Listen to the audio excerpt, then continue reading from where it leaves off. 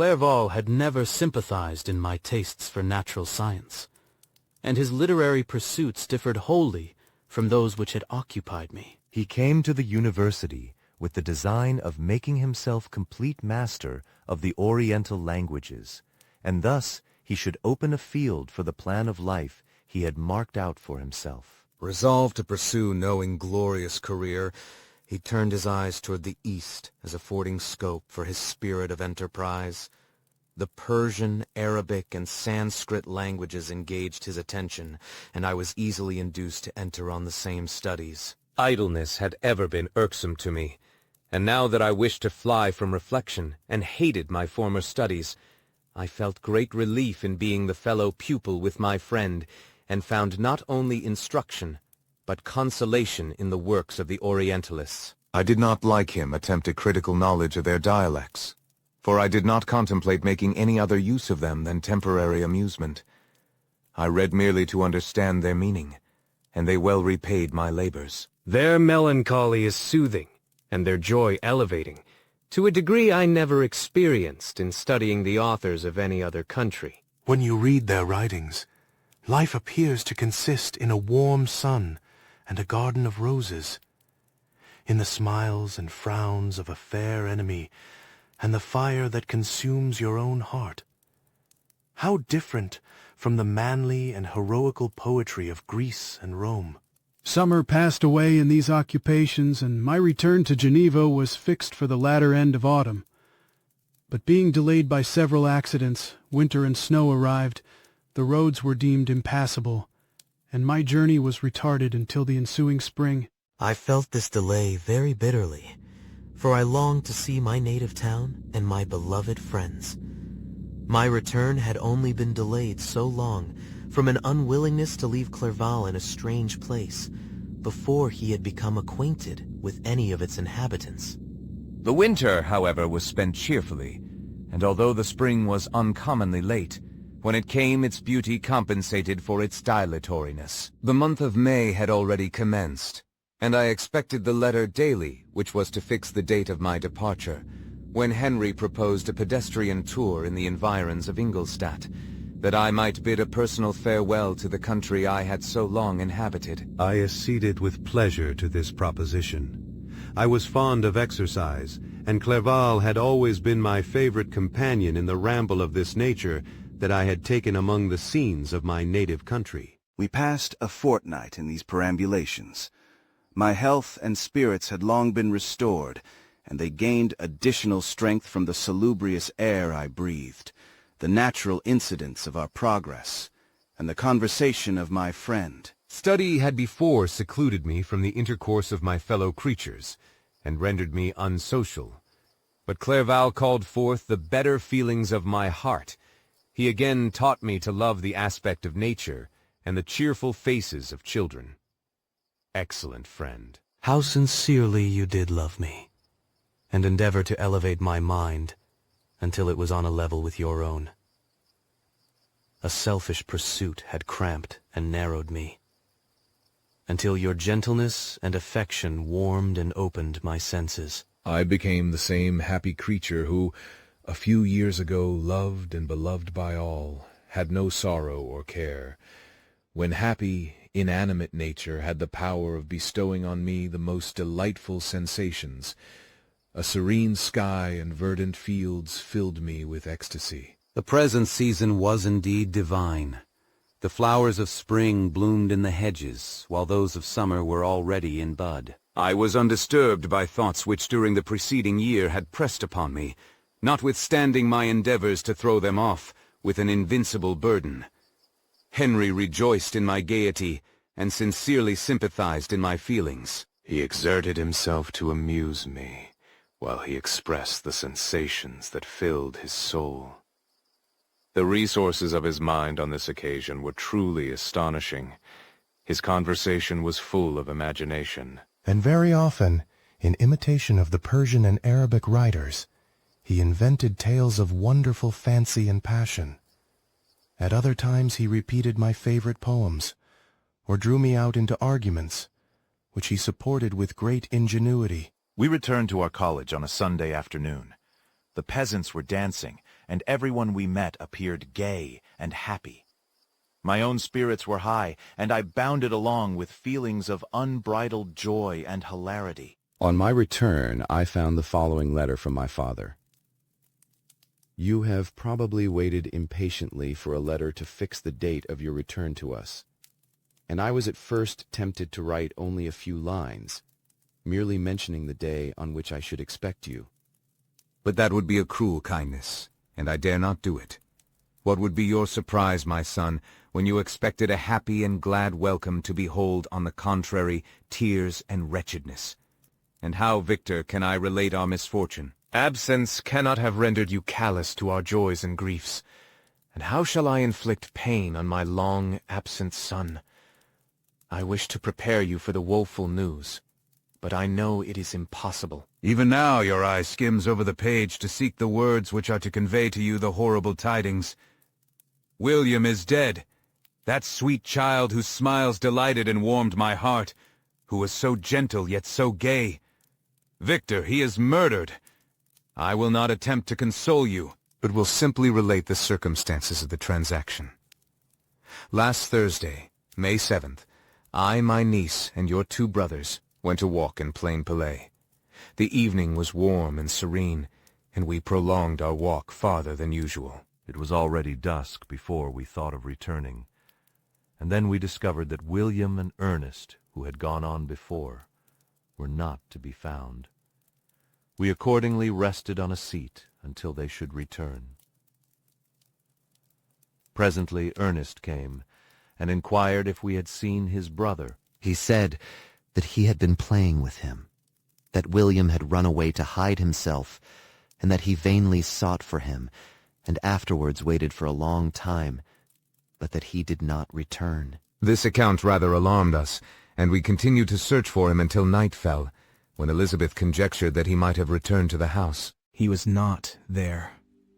We returned again, with torches, for I could not rest when I thought that my sweet boy had lost himself, and was exposed to all the damps and dews of night. Elizabeth also suffered extreme anguish. About 5 in the morning I discovered my lovely boy, whom the night before I had seen blooming and active in health, stretched on the grass, livid and motionless. The print of the murder's finger was on his neck. He was conveyed home, and the anguish that was visible in my countenance betrayed the secret to Elizabeth. She was very earnest to see the corpse.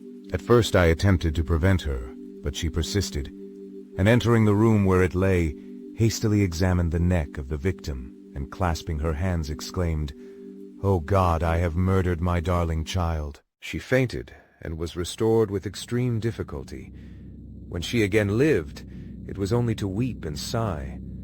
She told me that that same evening William had teased her to let him wear a very valuable miniature that she possessed of your mother. This picture is gone, and was doubtless the temptation which urged the murderer to the deed.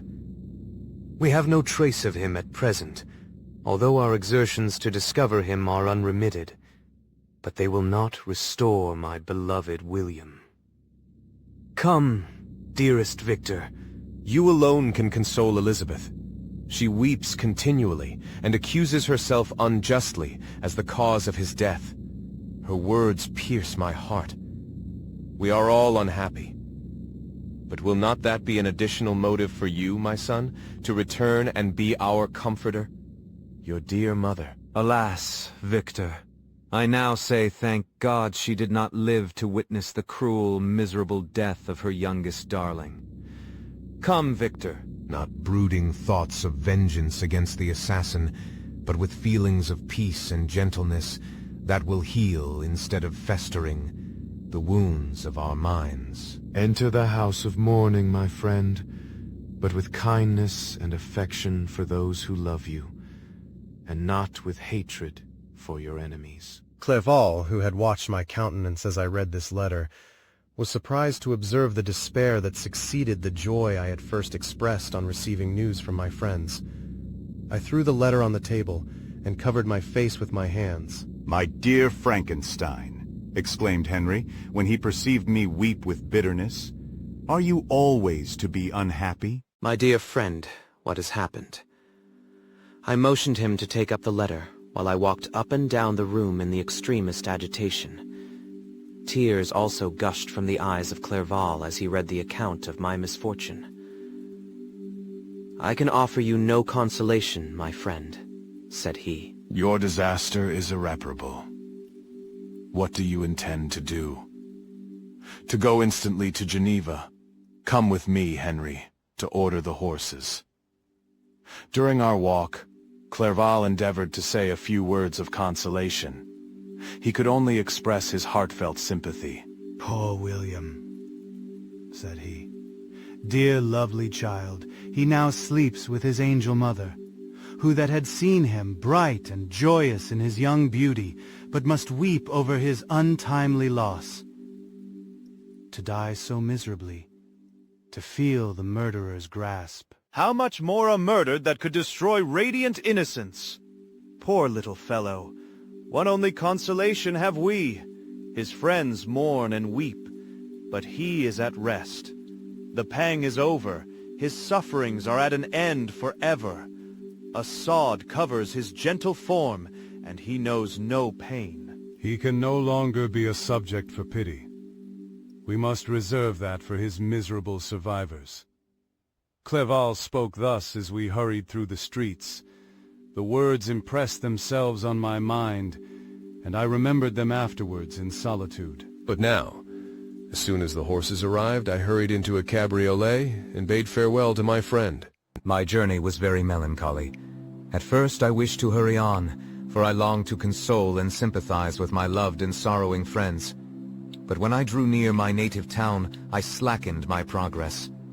I could hardly sustain the multitude of feelings that crowded into my mind. I passed through scenes familiar to my youth, but which I had not seen for nearly 6 years.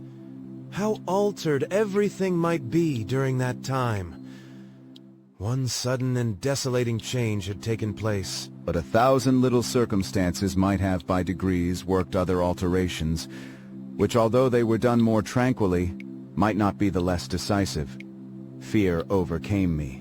I dared no advance, dreading 1,000 nameless evils that made me tremble, although I was unable to define them. I remained 2 days at Lausanne, in this painful state of mind. I contemplated the lake. The waters were placid. All around was calm. And the snowy mountains, the palaces of nature, were not changed. By degrees, the calm and heavenly scene restored me, and I continued my journey towards Geneva.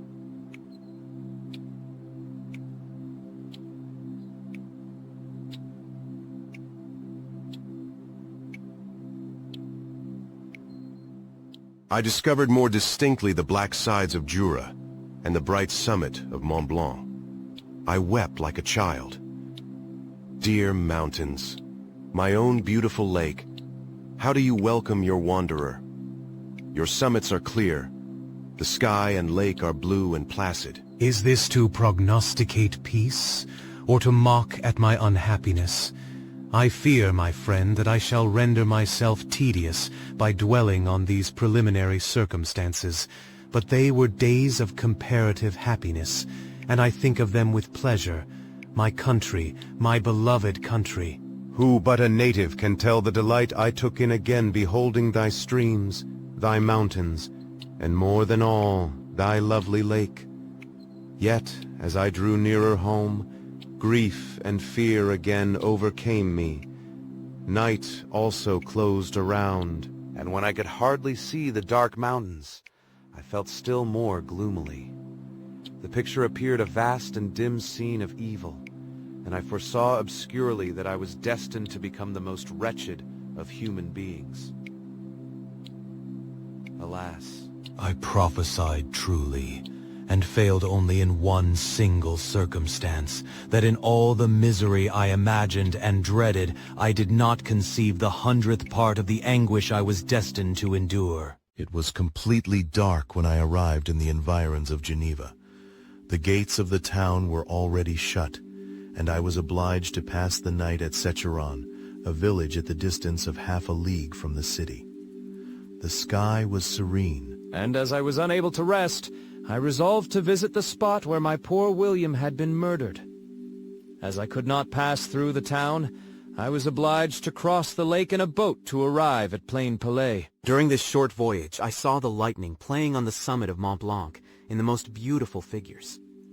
The storm appeared to approach rapidly, and on landing, I ascended a low hill that I might observe its progress. It advanced. The heavens were clouded, and I soon felt the rain coming slowly in large drops, but its violence quickly increased. I quitted my seat and walked on, although the darkness and storm increased every minute, and the thunder burst with a terrific crash over my head. It was echoed from Salave, the Jurus, and the Alps of Savoy. Vivid flashes of lightning dazzled my eyes, illuminating the lake, making it appear like a vast sheet of fire. Then, for an instant, everything seemed of a pitchy darkness, until the eye recovered itself from the preceding flash.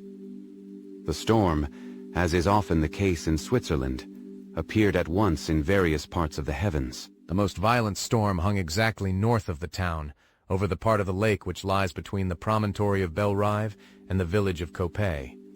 Another storm enlightened Jura with faint flashes, and another darkened and sometimes disclosed the Mole, a peaked mountain to the east of the lake. While I watched the tempest, so beautiful yet terrific, I wandered on with a hasty step. This noble war in the sky elevated my spirits. I clasped my hands and exclaimed aloud, "William, dear angel!" This is thy funeral, this thy dirge. As I said these words, I perceived in the gloom a figure which stole from behind a clump of trees near me. I stood fixed, gazing intently. I could not be mistaken. A flash of lightning illuminated the object and discovered its shape plainly to me. Its gigantic stature and the deformity of its aspect, more hideous than belongs to humanity, instantly informed me that it was the wretch, the filthy demon, to whom I had given life. What did he there? Could he be? I shuddered at the conception, the murderer of my brother? No sooner did that idea cross my imagination than I became convinced of its truth. My teeth chattered, and I was forced to lean against a tree for support. The figure passed me quickly, and I lost it in the gloom. Nothing in human shape could have destroyed the fair child. He was the murderer. I could not doubt it. The mere presence of the idea was an irresistible proof of the fact. I thought of pursuing the devil. But it would have been in vain, for another flash discovered him to me hanging among the rocks of the nearly perpendicular ascent of Mont Saleve, a hill that bounds Plain Palais on the south. He soon reached the summit and disappeared. I remained motionless. The thunder ceased, but the rain still continued, and the scene was enveloped in an impenetrable darkness. I revolved in my mind the events which I had until now sought to forget. The whole train of my progress toward the creation, the appearance of the works of my own hands at my bedside, its departure. 2 years had now nearly elapsed since the night on which he first received life, and was this his first crime? Alas! I had turned loose into the world a depraved wretch, whose delight was in carnage and misery. Had he not murdered my brother? No one can conceive the anguish I suffered during the remainder of the night, which I spent cold and wet in the open air. But I did not feel the inconvenience of the weather. My imagination was busy in scenes of evil and despair. I considered the being whom I had cast among mankind, and endowed with the will and power to effect purposes of horror, such as the deed which he had now done, nearly in the light of my own vampire, my own spirit let loose from the grave, and forced to destroy all that was dear to me. Day dawned, and I directed my steps towards the town. The gates were open, and I hastened to my father's house. My first thought was to discover what I knew of the murderer, and cause instant pursuit to be made. But I paused when I reflected on the story that I had to tell. A being whom I myself had formed, and endued with life, had met me at midnight among the precipices of an inaccessible mountain. I remembered also the nervous fever with which I had been seized just at the time that I dated my creation, and which would give an air of delirium to a tale otherwise so utterly improbable. I well knew that if any other had communicated such a relation to me, I should have looked upon it as the ravings of insanity. Besides, the strange nature of the animal would elude all pursuit, even if I were so far credited as to persuade my relatives to commence it. And then of what use would be pursuit? Who could arrest a creature capable of scaling the overhanging sides of Mont Salève? These reflections determined me, and I resolved to remain silent. It was about 5 in the morning when I entered my father's house. I told the servants not to disturb the family, and went into the library to attend their usual hour of rising. 6 years had elapsed, passed in a dream but for one indelible trace, and I stood in the same place where I had last embraced my father before my departure for Ingolstadt. Beloved and venerable parent, he still remained to me. I gazed on the picture of my mother, which stood over the mantelpiece. It was an historical subject, painted at my father's desire, and represented Caroline Beaufort in an agony of despair, kneeling by the coffin of her dead father. Her garb was rustic, and her cheek pale. But there was an air of dignity and beauty that hardly permitted the sentiment of pity. Below this picture was a miniature of William, and my tears flowed when I looked upon it. While I was thus engaged, Ernest entered. He had heard me arrive, and hastened to welcome me. "Welcome, my dearest Victor," said he. "Ah, I wish you had come 3 months ago, and then you would have found us all joyous and delighted. You come to us now to share a misery which nothing can alleviate. Yet your presence will, I hope, revive our father, who seems sinking under his misfortune, and your persuasions will induce poor Elizabeth to cease her vain and tormenting self-accusations. Poor William. He was our darling and our pride. Tears, unrestrained, fell from my brother's eyes. A sense of mortal agony crept over my frame. Before, I had only imagined the wretchedness of my desolated home. The reality came on me as a new and a not less terrible disaster. I tried to calm Ernest. I inquired more minutely concerning my father, and here I named my cousin. She, most of all, said Ernest, requires consolation. She accused herself of having caused the death of my brother, and that made her very wretched. But since the murderer has been discovered... The murderer discovered? Good God! How can that be? Who could attempt to pursue him? It is impossible. One might as well try to overtake the winds, or confine a mountain stream with a straw. I saw him too. He was free last night. I do not know what you mean, replied my brother in accents of wonder. But to us the discovery we have made completes our misery. No one would believe it at first, and even now Elizabeth will not be convinced, notwithstanding all the evidence. Indeed. Who would credit that Justine Moritz, who was so amiable and fond of all the family, could suddenly become so capable of so frightful, so appalling a crime? Justine Moritz. Poor, poor girl, is she the accused? But it is wrongfully. Everyone knows that. No one believes it, surely, Ernest? No one did at first, but several circumstances came out that have almost forced conviction upon us, and her own behavior has been so confused as to add to the evidence of facts a weight that, I fear, leaves no hope for doubt. But she will be tried today, and you will then hear all. He then related that the morning on which the murder of poor William had been discovered, Justine had been taken ill, and confined to her bed for several days. During this interval, one of the servants, happening to examine the apparel she had worn on the night of the murder, had discovered in her pocket the picture of my mother, which had been judged to be the temptation of the murderer. The servant instantly showed it to one of the others, who without saying a word to any of the family, went to a magistrate, and upon their deposition, Justine was apprehended. On being charged with the fact, the poor girl confirmed the suspicion in a great measure by her extreme confusion of manner. This was a strange tale, but it did not shake my faith, and I replied earnestly, "You are all mistaken. I know the murderer." Justine, poor good Justine, is innocent. At that instant my father entered. I saw unhappiness deeply impressed on his countenance, but he endeavored to welcome me cheerfully, and after we had exchanged our mournful greeting, would have introduced some other topic than that of our disaster, had not Ernest exclaimed, "Good God, Papa!" Victor says that he knows who was the murderer of poor William. "We do also, unfortunately," replied my father.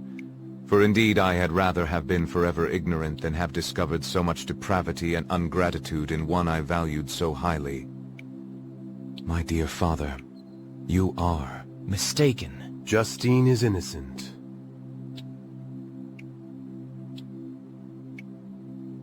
If she is, God forbid that she should suffer as guilty. She is to be tried today, and I sincerely hope, that she will be acquitted. This speech calmed me. I was firmly convinced in my own mind that Justine, and indeed every human being, was guiltless of this murder. I had no fear, therefore, that any circumstantial evidence could be brought forward strong enough to convict her. My tale was not one to announce publicly. Its astounding horror would be looked upon as madness by the vulgar. Did anyone indeed exist, except I, the Creator, who would believe, unless his senses convinced him, in the existence of the living monument of presumption and rash ignorance, which I had let loose upon the world? We were soon joined by Elizabeth. Time had altered her since I last beheld her. It had endowed her with loveliness surpassing the beauty of her childish years.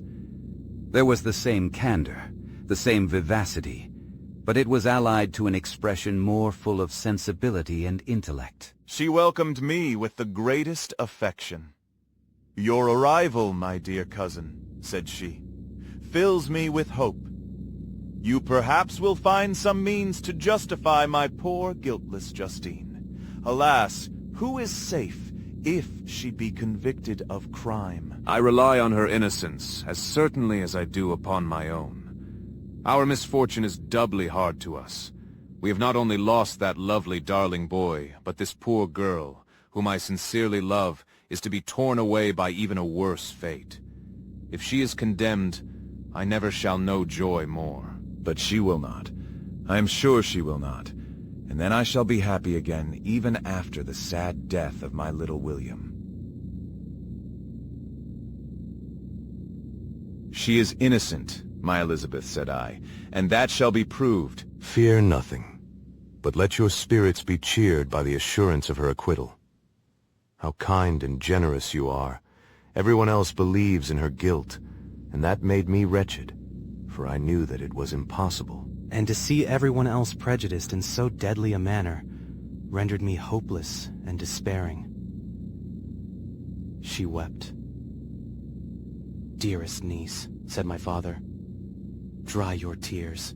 If she is, as you believe, innocent, rely on the justice of our laws, and the activity with which I shall prevent the slightest shadow of partiality. We passed a few sad hours until 11 o'clock, when the trial was to commence. My father and the rest of the family being obliged to attend as witnesses, I accompanied them to the court. During the whole of this wretched mockery of justice, I suffered living torture. It was to be decided whether the result of my curiosity and lawless devices would cause the death of 2 of my fellow beings. One a smiling babe full of innocence and joy, the other far more dreadfully murdered, with every aggravation of infamy that could make the murder memorable in horror. Justine also was a girl of merit, and possessed qualities which promised to render her life happy. Now all was to be obliterated in an ignominious grave, and I the cause. 1,000 times rather would I have confessed myself guilty of the crime ascribed to Justine. But I was absent when it was committed, and such a declaration would have been considered as the ravings of a madman, and would not have exculpated her who suffered through me. The appearance of Justine was calm. She was dressed in mourning, and her countenance, always engaging, was rendered by the solemnity of her feelings exquisitely beautiful. Yet she appeared confident in innocence and did not tremble. Although gazed on and execrated by thousands, for all the kindness which her beauty might otherwise have excited was obliterated in the minds of the spectators by the imagination of the enormity she was supposed to star. Have committed. She was tranquil, yet her tranquility was evidently constrained. And as her confusion had before been adduced as a proof of her guilt, she worked up her mind to an appearance of courage. When she entered the court, she threw her eyes round it and quickly discovered where we were seated. A tear seemed to dim her eye when she saw us, but she quickly recovered herself, and a look of sorrowful affection seemed to attest her utter guiltlessness. The trial began, and after the advocate against her had stated the charge, several witnesses were called. Several strange facts combined against her, which might have staggered anyone who had not such proof of her innocence as I had. She had been out the whole of the night on which the murder had been committed, and towards morning had been perceived by a market woman not far from the spot where the body of the murdered child had been afterwards found. The woman asked her what she did there, but she looked very strangely, and only returned a confused and unintelligible answer. She returned to the house about 8 o'clock, and when one inquired where she had passed the night, she replied that she had been looking for the child and demanded earnestly if anything had been heard concerning him. When shown the body, she fell into violent hysterics and kept her bed for several days. The picture was then produced, which the servant had found in her pocket. And when Elizabeth, in a faltering voice, proved that it was the same which, an hour before the child had been missed, she had placed round his neck, a murmur of horror and indignation filled the court. Justine was called on for her defense. As the trial had proceeded, her countenance had altered. Surprise, horror, and misery were strongly expressed. Sometimes she struggled with her tears, but when she was desired to plead, she collected her powers and spoke in an audible although variable voice. God knows, she said, how entirely I am innocent, but I do not pretend that my protestations should acquit me. I rest my innocence on a plain and simple explanation of the facts which have been adduced against me, and I hope the character I have always borne will incline my judges to a favorable interpretation where any circumstance appears doubtful or suspicious. She then related that by the permission of Elizabeth she had passed the evening of the night on which the murder had been committed at the house of an aunt at Chen, a village situated at about a league from Geneva. On her return at about 9 o'clock, she met a man who asked her if she had seen anything of the child who was lost. She was alarmed by this account and passed several hours in looking for him, when the gates of Geneva were shut, and she was forced to remain several hours of the night in a barn belonging to a cottage, being unwilling to call up the inhabitants, to whom she was well known. Most of the night she spent here watching. Towards morning she believed that she slept for a few minutes. Some steps disturbed her, and she awoke. It was dawn, and she quitted her asylum, that she might again endeavor to find my brother. If she had gone near the spot where his body lay, it was without her knowledge. That she had been bewildered when questioned by the market woman was not surprising, since she had passed a sleepless night, and the fate of poor William was yet uncertain. Concerning the picture she could give no account. I know, continued the unhappy victim, how heavily and fatally this one circumstance weighs against me, but I have no power of explaining it. And when I have expressed my utter ignorance, I am only left to conjecture concerning the probabilities by which it might have been placed in my pocket. But here also I am checked. I believe that I have no enemy on earth, and none surely would have been so wicked as to destroy me wantonly. Did the murderer place it there? I know of no opportunity afforded him for so doing, or if I had, why should he have stolen the jewel to part with it again so soon? I commit my cause to the justice of my judges, yet I see no room for hope. I beg permission to have a few witnesses examined concerning my character, and if their testimony shall not overweigh my supposed guilt, I must be condemned, although I would pledge my salvation on my innocence. Several witnesses were called who had known her for many years, and they spoke well of her. But fear and hatred of the crime of which they supposed her guilty rendered them timorous and unwilling to come forward. Elizabeth saw even this last resource, her excellent dispositions and irreproachable conduct, about to fail the accused, when, although violently agitated, she desired permission to address the court. "I am," said she, "the cousin of the unhappy child who was murdered, or rather his sister, for I was educated by and have lived with his parents ever since, and even long before his birth. It may therefore be judged indecent in me to come forward on this occasion, but when I see a fellow creature about to perish through the cowardice of her pretended friends, I wish to be allowed to speak, that I may say what I know of her character." I am well acquainted with the accused. I have lived in the same house with her, at one time for 5, and at another for nearly 2 years. During all that period, she appeared to me the most amiable and benevolent of human creatures. She nursed Madame Frankenstein, my aunt, in her last illness, with the greatest affection and care, and afterwards attended her own mother during a tedious illness, in a manner that excited the admiration of all who knew her, after which she again lived in my uncle's house, where she was beloved by all the family. She was warmly attached to the child who is now dead, and acted towards him like a most affectionate mother.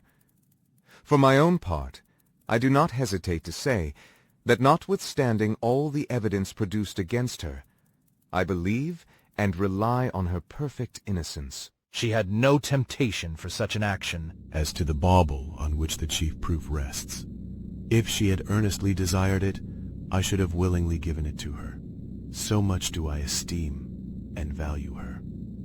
A murmur of approbation followed Elizabeth's simple and powerful appeal, but it was excited by her generous interference, and not in favor of poor Justine, on whom the public indignation was turned with renewed violence, charging her with the blackest ingratitude. She herself wept as Elizabeth spoke, but she did not answer.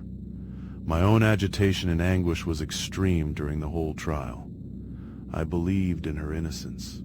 I knew it. Could the demon who had, I did not for a minute doubt, murdered my brother also in his hellish sport have betrayed the innocent to death and ignominy? I could not sustain the horror of my situation. And when I perceived that the popular voice and the countenances of the judges had already condemned my unhappy victim, I rushed out of the court in agony.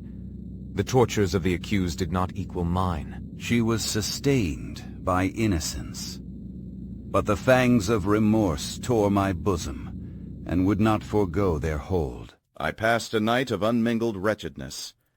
In the morning I went to the court. My lips and throat were parched. I dared not ask the fatal question, but I was known, and the officer guessed the cause of my visit. The ballots had been thrown. They were all black, and Justine was condemned.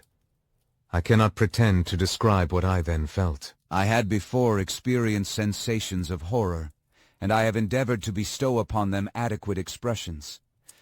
But words cannot convey an idea of the heart-sickening despair that I then endured. The person to whom I addressed myself added that Justine had already confessed her guilt. That evidence, he observed, was hardly required in so glaring a case, but I am glad of it, and indeed none of our judges like to condemn a criminal upon circumstantial evidence, be it ever so decisive. This was strange and unexpected intelligence. What could it mean? Had my eyes deceived me, and was I really as mad as the whole world would believe me to be if I disclosed the object of my suspicions? I hastened to return home, and Elizabeth eagerly demanded the result. "My cousin," replied I, "it is decided as you may have expected." All judges had rather that 10 innocent should suffer than that 1 guilty should escape. But she has confessed. This was a dire blow to poor Elizabeth, who had relied with firmness upon Justine's innocence. "Alas," said she, "how shall I ever again believe in human goodness?" Justine, whom I loved and esteemed as my sister, how could she put on those smiles of innocence only to betray? Her mild eyes seemed incapable of any severity or guile, and yet she has committed a murder. Soon after we heard that the poor victim had expressed a desire to see my cousin. My father wished her not to go, but said that he left it to her own judgment and feelings to decide.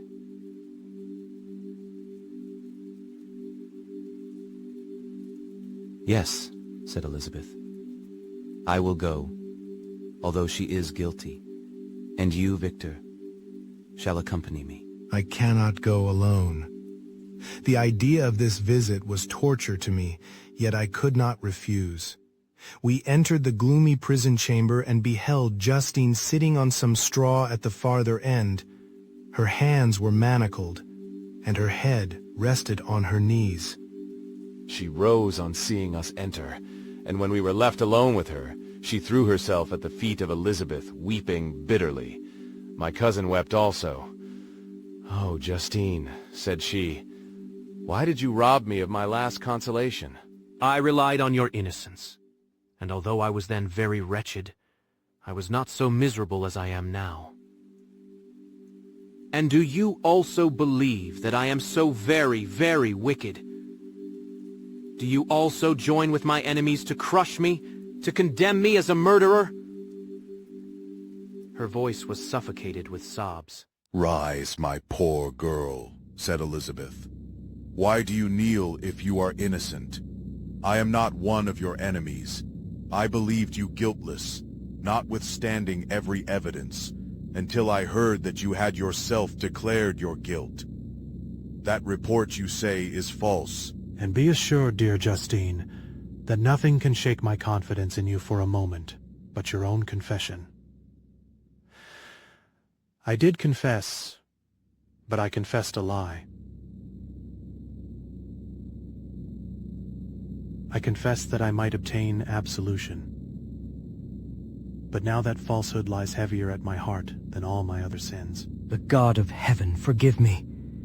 Ever since I was condemned, my confessor has besieged me. He threatened and menaced, until I almost began to think that I was the monster that he said I was. He threatened excommunication and hellfire in my last moments if I continued obdurate. Dear lady, I had none to support me. All looked on me as a wretch doomed to ignominy and perdition. What could I do? In an evil hour I subscribed to a lie. And now only am I truly miserable. She paused, weeping, and then continued. I thought with horror, my sweet lady,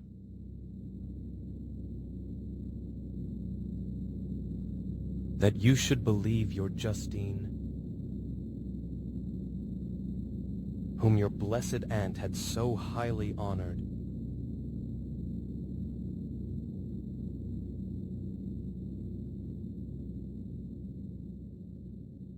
and whom you loved was a creature capable of a crime which none but the devil himself could have perpetrated. Dear William, dearest blessed child, I soon shall see you again in heaven, where we shall all be happy, and that consoles me, going as I am to suffer ignominy and death.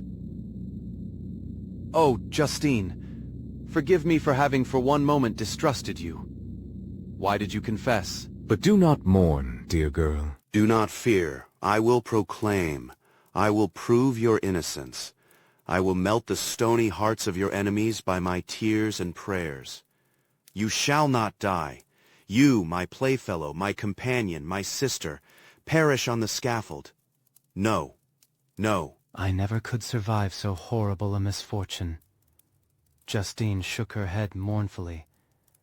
I do not fear to die, she said. That pang is past. God raises my weakness and gives me courage to endure the worst.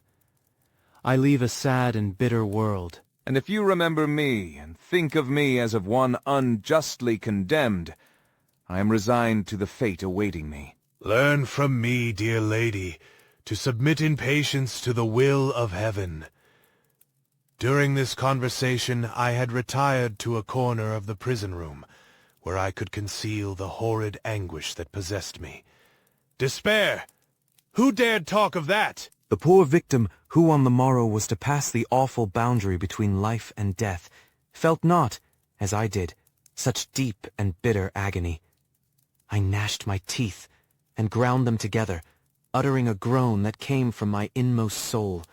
Justine started. When she saw who it was, she approached me and said, "Dear sir, you are very kind to visit me. You, I hope, do not believe that I am guilty?" I could not answer.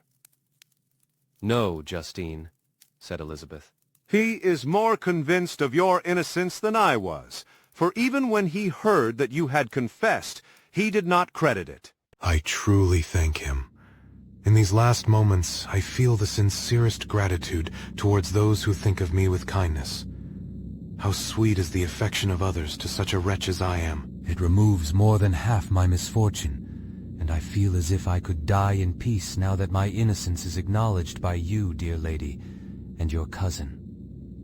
Thus, the poor sufferer tried to comfort others and herself.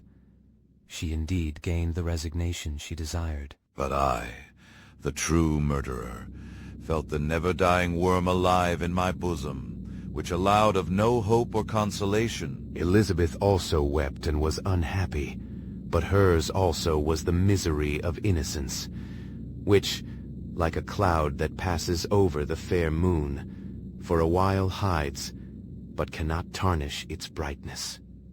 Anguish and despair had penetrated into the core of my heart. I bore a hell within me which nothing could extinguish. We stayed several hours with Justine, and it was with great difficulty that Elizabeth could tear herself away. "I wish," cried she, "that I were to die with you." I cannot live in this world of misery. Justine assumed an air of cheerfulness, while she, with difficulty, repressed her bitter tears. She embraced Elizabeth, and said in a voice of half-suppressed emotion, "Farewell, sweet lady, dearest Elizabeth."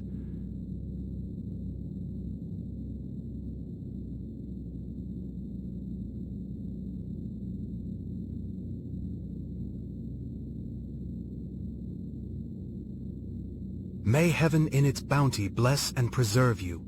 May this be the last misfortune that you will ever suffer. Live, and be happy, and make others so. And on the morrow, Justine died. Elizabeth's heart-rending eloquence failed to move the judges from their settled conviction in the criminality of the saintly sufferer. My passionate and indignant appeals were lost upon them. And when I received their cold answers and heard the harsh, unfeeling reasoning of these men, my purposed avowal died away on my lips. Thus I might proclaim myself a madman, but not revoke the sentence passed upon my wretched victim. She perished on the scaffold as a murderess. From the tortures of my own heart, I turned to contemplate the deep and voiceless grief of my Elizabeth. This also was my doing. And my father's woe, and the desolation of that late so smiling home, all was the work of my thrice accursed hands. Ye weep, unhappy ones, but these are not your last tears. Again shall you raise the funeral wail, and the sound of your lamentations shall again and again be heard. Frankenstein, your son, your kinsman, your early much-loved friend. He who would spend each vital drop of blood for your sakes, who has no thought nor sense of joy except as it is mirrored also in your dear countenances, who would fill the air with blessings and spend his life in serving you. He bids you weep to shed countless tears. Happy beyond his hopes, if thus inexorable fate be satisfied, and if the destruction pause before the peace of the grave have succeeded to your sad torments. Thus spoke my prophetic soul, as torn by remorse, horror, and despair. I beheld those I loved spend vain sorrow upon the graves of William and Justine, the first hapless victims to my unhallowed arts. Nothing is more painful to the human mind than after the feelings have been worked up by a quick succession of events, the dead calmness of inaction and certainty which follows and deprives the soul both of hope and fear. Justine died, she rested, and I was alive. The blood flowed freely in my veins, but a weight of despair and remorse pressed on my heart which nothing could remove. Sleep fled from my eyes. I wandered like an evil spirit, for I had committed deeds of mischief beyond description horrible, and more, much more, I persuaded myself was yet behind. Yet my heart overflowed with kindness and the love of virtue. I had begun life with benevolent intentions, and thirsted for the moment when I should put them in practice, and make myself useful to my fellow beings. Now all was blasted. Instead of that serenity of conscience, which allowed me to look back upon the past with self-satisfaction, and from thence to gather promise of new hopes, I was seized by remorse, and the sense of guilt, which hurried me away to a hell of intense tortures such as no language can describe. This state of mind preyed upon my health, which had perhaps never entirely recovered from the first shock it had sustained. I shunned the face of man. All sound of joy or complacency was torture to me. Solitude was my only consolation. Deep, dark, death-like solitude. My father observed with pain the alteration perceptible in my disposition and habits, and endeavored by arguments deduced from the feelings of his serene conscience and guiltless life to inspire me with fortitude, and awaken in me the courage to dispel the dark cloud which brooded over me. "Do you think, Victor," said he, "that I do not suffer also?" No one could love a child more than I loved your brother. Tears came into his eyes as he spoke. But is it not a duty to the survivors that we should refrain from augmenting their unhappiness by an appearance of immoderate grief? It is also a duty owed to yourself, for excessive sorrow prevents improvement or enjoyment, or even the discharge of daily usefulness, without which no man is fit for society.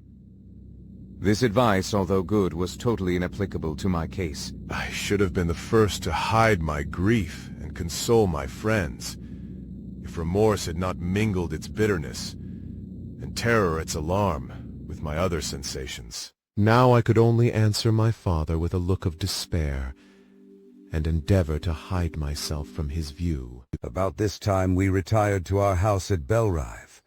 This change was particularly agreeable to me. The shutting of the gates regularly at 10 o'clock, and the impossibility of remaining on the lake after that hour had rendered our residence within the walls of Geneva very irksome to me.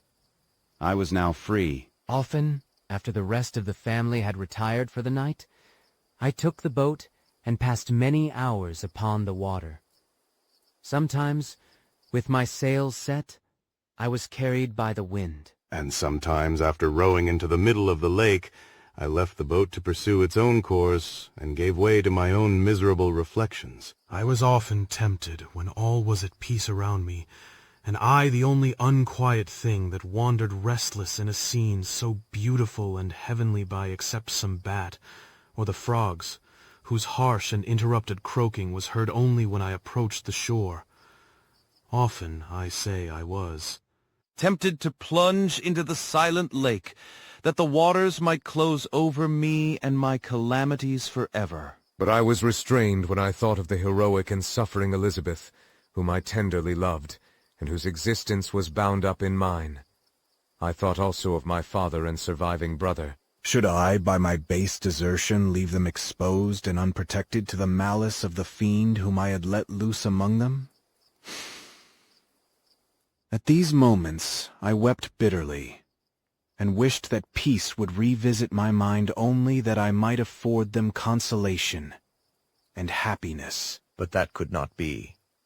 Remorse extinguished every hope. I had been the author of unalterable evils, and I lived in daily fear lest the monster whom I had created should perpetrate some new wickedness. I had an obscure feeling that all was not over, and that he would still commit some signal crime, which by its enormity should almost efface the recollection of the past. There was always scope for fear, so long as anything I loved remained behind. My abhorrence of this fiend cannot be conceived. When I thought of him, I gnashed my teeth, my eyes became inflamed, and I ardently wished to extinguish that life which I had so thoughtlessly bestowed. When I reflected on his crimes and malice, my hatred and revenge burst all bounds of moderation. I would have made a pilgrimage to the highest peak of the Andes, could I, when there, have precipitated him to their base. I wish to see him again, that I might wreak the utmost extent of abhorrence on his head and avenge the deaths of William and Justine. Our house was the house of mourning. My father's health was deeply shaken by the horror of the recent events. Elizabeth was sad and desponding. She no longer took delight in her ordinary occupations. All pleasure seemed to her sacrilege toward the dead. Eternal woe and tears, she then thought, was the just tribute she should pay to innocence so blasted and destroyed. She was no longer that happy creature who in earlier youth wandered with me on the banks of the lake and talked with ecstasy of our future prospects. The first of those sorrows which are sent to wean us from the earth had visited her, and its dimming influence quenched her dearest smiles. "When I reflect, my dear cousin," said she, "on the miserable death of Justine Moritz, I no longer see the world and its works as they before appeared to me. Before, I looked upon the accounts of vice and injustice that I read in books or heard from others as tales of ancient days or imaginary evils. At least they were remote and more familiar to reason than to the imagination. But now misery has come home, and men appear to me as monsters thirsting for each other's blood. Yet I am certainly unjust. Everybody believed that poor girl to be guilty. And if she could have committed the crime for which she suffered, assuredly she would have been the most depraved of human creatures. For the sake of a few jewels, to have murdered the son of her benefactor and friend, a child whom she had nursed from its birth, and appeared to love as if it had been her own. I could not consent to the death of any human being, but certainly I should have thought such a creature unfit to remain in the society of men. But she was innocent. I know. I feel she was innocent. You are of the same opinion, and that confirms me. Alas, Victor, when falsehood can look so like the truth, who can assure themselves of certain happiness? I feel as if I were walking on the edge of a precipice, towards which thousands are crowding and endeavoring to plunge me into the abyss. William and Justine were assassinated, and the murderer escapes. He walks about the world free, and perhaps respected. But even if I were condemned to suffer on the scaffold for the same crimes, I would not change places with such a wretch. I listened to this discourse with the extremest agony. I, not in deed, but in effect, was the true murderer. Elizabeth read my anguish in my countenance, and kindly taking my hand, said, "My dearest friend, you must calm yourself. These events have affected me, God knows how deeply, but I am not so wretched as you are. There is an expression of despair, and sometimes of revenge in your countenance that makes me tremble. Dear Victor, banish these dark passions. Remember the friends around you, who center all their hopes in you. Have we lost the power of rendering you happy? Ah, While we love, while we are true to each other, here in this land of peace and beauty, your native country, we may reap every tranquil blessing. What can disturb our peace?" And could not such words from her whom I fondly prize before every other gift of fortune suffice to chase away the fiend that lurked in my heart? Even as she spoke, I drew near to her, as if in terror, lest at that very moment the destroyer had been near to rob me of her. Thus, not the tenderness of friendship, nor the beauty of earth, nor of heaven, could redeem my soul from woe. The very accents of love were ineffectual. I was encompassed by a cloud which no beneficial influence could penetrate. The wounded deer dragging its fainting limbs to some untrodden brake, There to gaze upon the arrow which had pierced it, and to die, was but a type of me. Sometimes I could cope with the sullen despair that overwhelmed me. But sometimes the whirlwind passions of my soul drove me to seek, by bodily exercise and by change of place, some relief from my intolerable sensations. It was during an access of this kind that I suddenly left my home, and bending my steps towards the near alpine valleys, sought in the magnificence, the eternity of such scenes, to forget myself and my ephemeral, because human, sorrows. My wanderings were directed towards the valley of Chamonix. I had visited it frequently during my boyhood. 6 years had passed since then. I was a wreck, but naught had changed in those savage and enduring scenes. I performed the first part of my journey on horseback. I afterwards hired a mule, as the more sure-footed and least liable to receive injury on these rugged roads. The weather was fine. It was about the middle of the month of August, nearly 2 months after the death of Justine, that miserable epoch from which I dated all my woe. The weight upon my spirit was sensibly lightened as I plunged yet deeper in the ravine of Arve. The immense mountains and precipices that overhung me on every side, the sound of the river raging among the rocks, and the dashing of the waterfalls around spoke of a power, mighty as omnipotence, and I ceased to fear or to bend before any being less almighty than that which had created and ruled the elements, here displayed in their most terrific guise. Still, as I ascended higher, the valley assumed a more magnificent and astonishing character. Ruined castles hanging on the precipices of piny mountains, the impetuous Arve, and cottages, every here and there peeping forth from among the trees, formed a scene of singular beauty. But it was augmented and rendered sublime by the mighty Alps, whose white and shining pyramids and domes towered above all, as belonging to another earth, the habitations of another race of beings. I passed the bridge of Pélissier, where the ravine which the river forms opened before me, and I began to ascend the mountain that overhangs it. Soon after, I entered the valley of Chamonix. This valley is more wonderful and sublime, but not so beautiful and picturesque as that of Servox, through which I had just passed. The high and snowy mountains were its immediate boundaries, but I saw no more ruined castles and fertile fields. Immense glaciers approached the road. I heard the rumbling thunder of the falling avalanche, and marked the smoke of its passage. Mont Blanc, the supreme and magnificent Mont Blanc, raised itself from the surrounding aiguilles, and its tremendous dome overlooked the valley. A tingling, long-lost sense of pleasure often came across me during this journey. Some turn in the road, some new object suddenly perceived and recognized, reminded me of days gone by, and were associated with the light-hearted gaiety of boyhood. The very winds whispered in soothing accents, and maternal nature bade me weep no more. Then again the kindly influence ceased to act. I found myself fettered again to grief, and indulging in all the misery of reflection. Then I spurred on my animal, striving so to forget the world, my fears, and more than all, myself in a more desperate fashion, I alighted and threw myself on the grass, weighed down by horror and despair.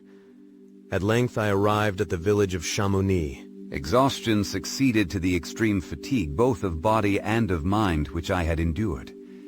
For a short space of time I remained at the window, watching the pallid lightnings that played above Mont Blanc, and listening to the rushing of the Arve, which pursued its noisy way beneath. The same lulling sounds acted as a lullaby to my too keen sensations.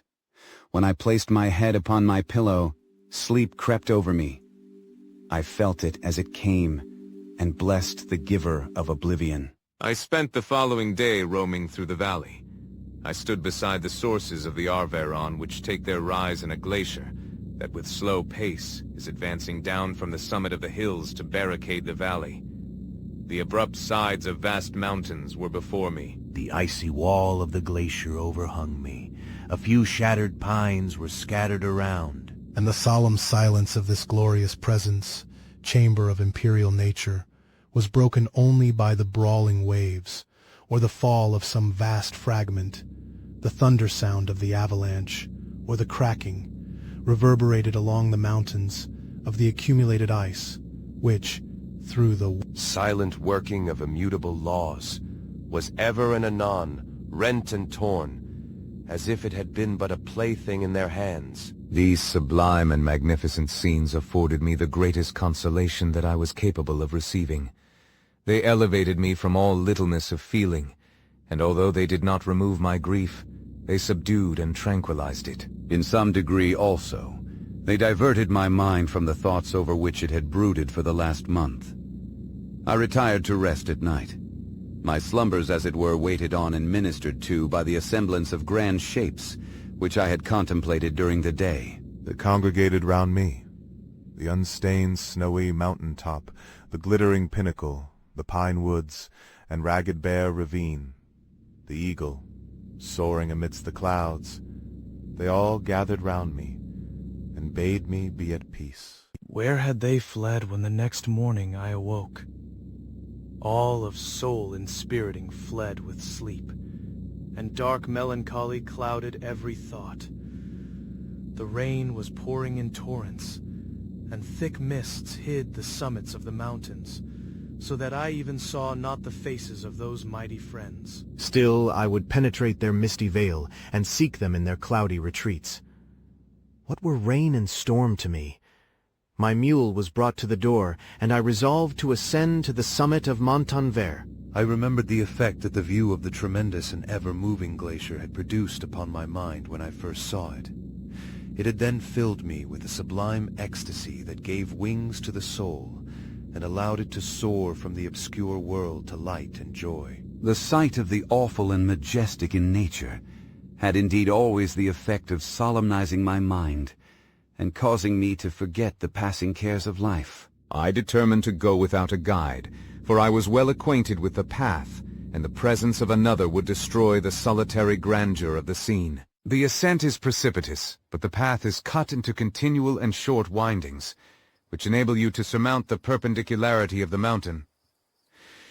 It is a scene terrifically desolate. In 1,000 spots the traces of the winter avalanche may be perceived, where trees lie broken and strewed on the ground, some entirely destroyed, others bent, leaning upon the jutting rocks of the mountain or transversely upon other trees. The path, as you ascend higher, is intersected by ravines of snow, down which stones continually roll from above. One of them is particularly dangerous, as the slightest sounds, such as even speaking in a loud voice, produces a concussion of air sufficient to draw destruction upon the head of the speaker. The pines are not tall or luxuriant, but they are somber and add an air of severity to the scene. I looked on the valley beneath. Vast mists were rising from the rivers, which ran through it, and curling in thick wreaths around the opposite mountains, whose summits were hid in the uniform clouds, while rain poured from the dark sky and added to the melancholy impression I received from the objects around me. Alas, why does man boast of sensibilities superior to those apparent in the brute? It only renders them more necessary beings. If our impulses were confined to hunger, thirst, and desire, we might be nearly free. But now we are moved by every wind that blows, and a chance word or scene that word may convey to us. We rest. A dream has power to poison sleep. We rise.